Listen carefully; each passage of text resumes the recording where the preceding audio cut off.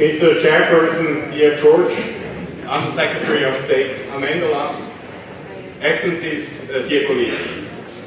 Thank you for inviting me to address this distinguished meeting.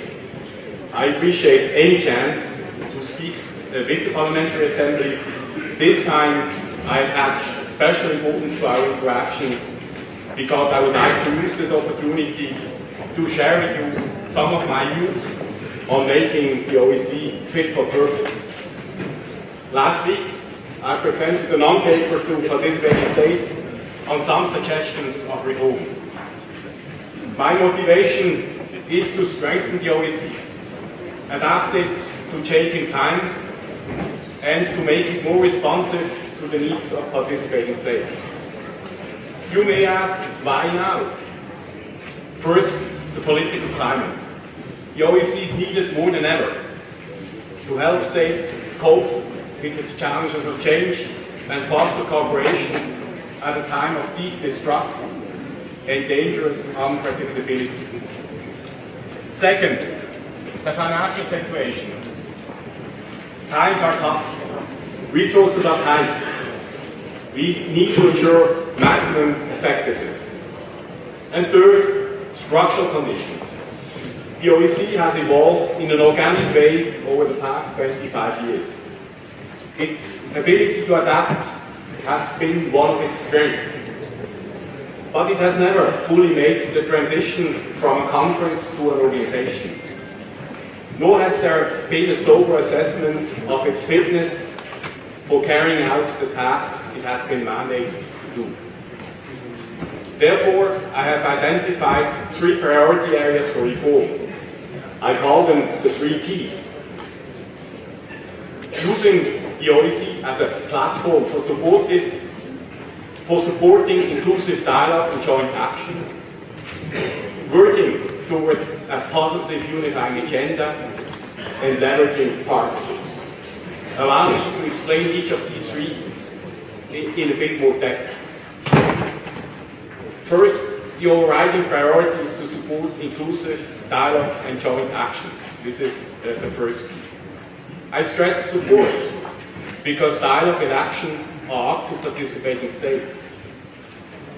But I see a role for the Secretariat in supporting these processes as effectively as possible. The structured dialogue is a case in point. It is also about using the security days. This is the Secretary General's informal dialogue platform in a more systematic and effective way. And I would also like to create more informal spaces for dialogue to generate and to test ideas. And I have established a strategic policy support unit to enhance our ability to provide support to challenges and to conceptualize and plan more strategically. The main output of inclusive dialogue should be a positive unifying agenda. That is the second key. An agenda that enhances security and cooperation in the OSCE area. Again, I would see the structured dialogue as a key process for developing that agenda. But there may be other ways to strengthen a sense of common purpose and get us pulling more in the same direction.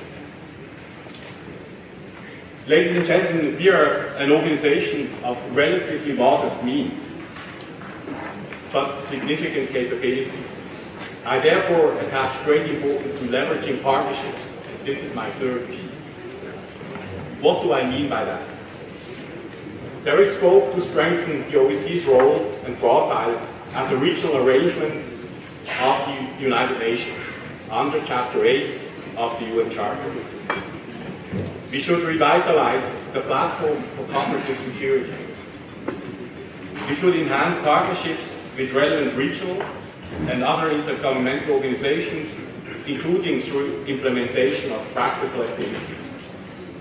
And we should explore the possibility of opening liaison offices to raise our profile and connect more closely to other multilateral processes.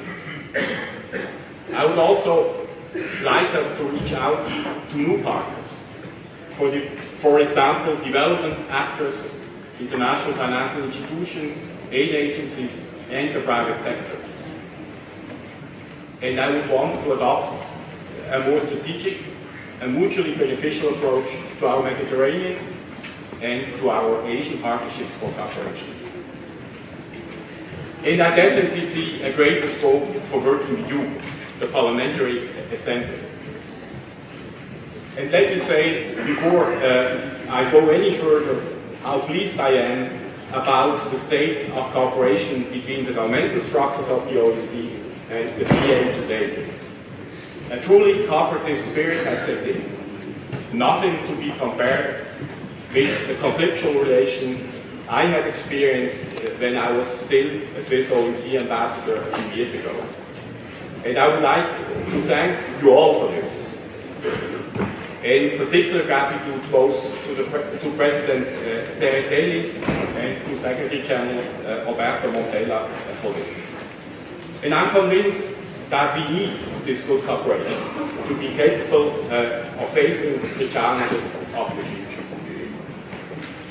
We need to increase awareness of the OSCE in legislative bodies in participating states, to generate political will, to secure sufficient financial resources, and to ensure implementation of commitments. And I believe you, parliamentarians, have also a key role to play in rebuilding trust. Trust in politicians and institutions. Trust between states. And trust in the ability of countries to work together, including through the OSCE, to address complex threats and challenges that defy borders. So that is the purpose of reform. Now, what about the fitness of the organization? I have identified 7 possible areas of reform, some of which fall under my responsibility as Secretary General, some clearly not. After 6 months in my job, I see the need for the Secretariat to be more responsive to the priorities of participating states. As a first step, we need to better understand the challenges resulting from the organization's organic growth over the past 2 decades. So I have asked the Office of Internal Oversight to carry out a managed review of the Secretariat to provide me with evidence-based analysis and options to align resources more closely to participating states' priority activities. The review should also generate recommendations on how to increase the effectiveness, the agility, and the flexibility of the Secretariat, and suggest measures to realize efficiency gains and or potential savings. Second, delivering in the field. Ladies and gentlemen, one of our greatest assets is our field activities. To maintain the OSCE's comparative advantage of delivering in the field, I propose to discuss how to maximize impact on the ground through existing field operations, how to ensure effective cooperation with host authorities and a sense of ownership, while retaining a necessary degree of freedom of action for our field presences, and how the OSCE can deliver on the ground in the future through new and flexible approaches, including in participating states where there is currently no established field presence, and this both east and west of Vienna. This, by the way, will be a topic of focus at the next Security Day expert roundtable on the 27th of April. Third, I think I don't need to convince you that the current budget process is far from ideal and requires reform. For some time, the Parliamentary Assembly has been calling for greater accountability and greater transparency. I suggest that the budget should be aligned more closely with the political and operational priorities of participating states and place increased focus on measurable results. I intend to introduce a number of reform proposals that would include the introduction of a multi-year strategic planning process, biennial budgeting, and a more methodological approach across the organization for reprioritization and ensuring efficiencies. Suggestions will also be made to strengthen the extra budgetary funding mechanism, to harmonize it more closely to strategic objectives, and to more effectively leverage partnerships. Our staff is our greatest resource. So the fourth part of my fitness plan is to ensure that we continue to attract and to retain the best people. To this end, 3 areas will be the priority for reform of human resources. First, I will push hard for gender parity. Second, enhancements of the secondment system will be proposed.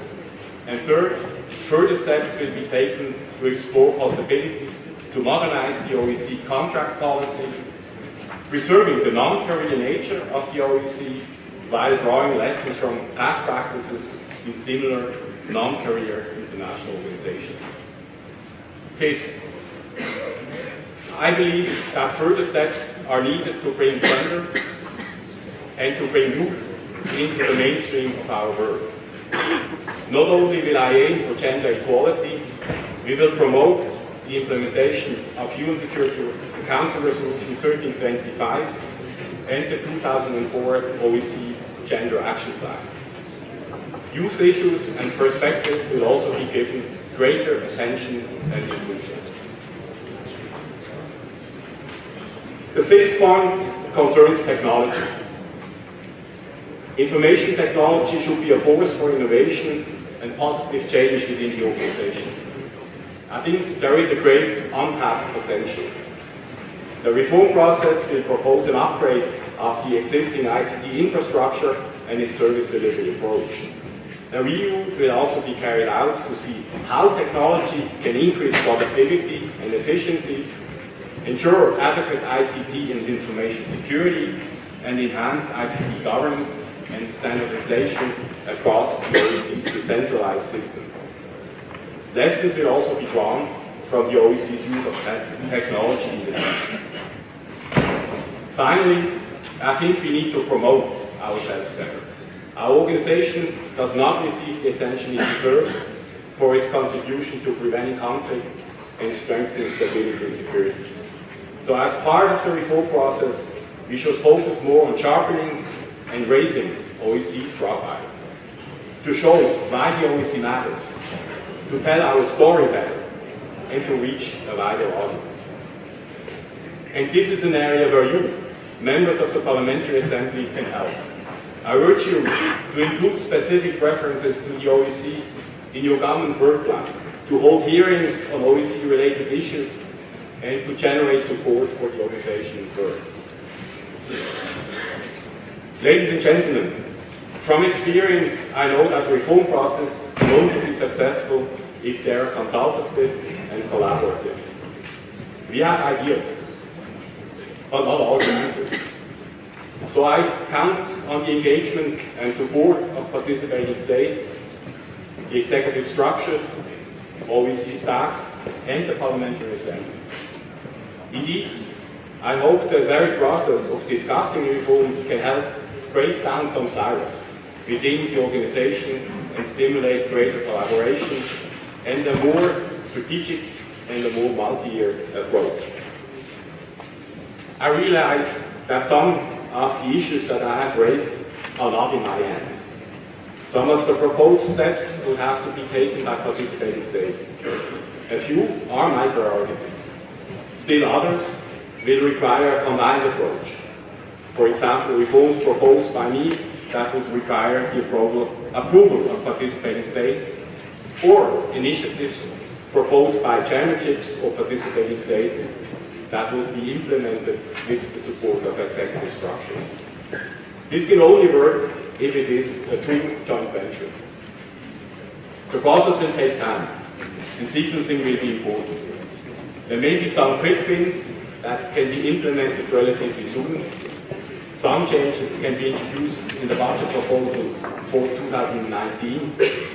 Other reforms may take several years. What is vital is to start the process. Colleagues, the OSCE Parliamentary Assembly has always been in the vanguard of reform. I therefore look to you as a key ally in making the organization fit for purpose. I hope that I can count on your support.